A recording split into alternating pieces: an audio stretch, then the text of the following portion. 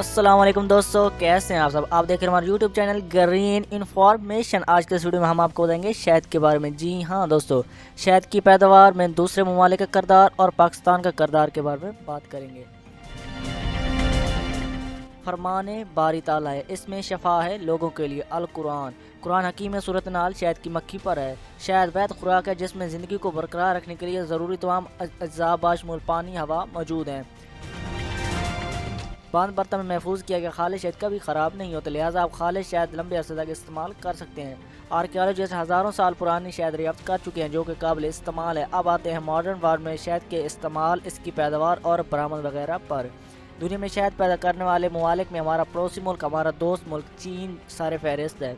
दूसरे नंबर पर हमारा बरादरी इस्लामी मुल्क तुर्किया, जबकि चौथे नंबर हमारा हमसाया बरादरी इस्लामी मुल्क ईरान है। हमारा एक और हमसाया मुल्क भारत भी टॉप 10 शहद पैदा करने वाले ममालिक में शामिल है। अगर शहद की पैदावार में वतन अजीज़ पाकिस्तान की बात की जाए तो हमारा टॉप 30 या टॉप 40 शहद पैदा करने वाले ममालिक में भी नहीं होता।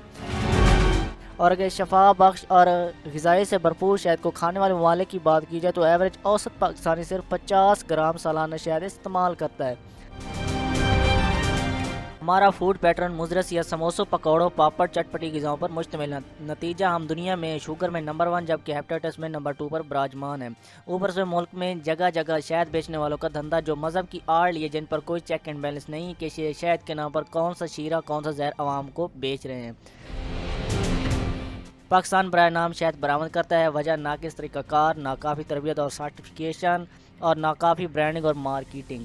पाकिस्तान वसी पैमाने पर शहद की पैदावार बढ़ाकर ऐसे अरबों डॉलर का ज़र मुबादला कमा सकता है। अगर आपको हमारी वीडियो अच्छी लगे तो इसको लाइक करें, शेयर करें, हमारे चैनल को सब्सक्राइब करें और घंटे के निशान को दबाना ना भूलें।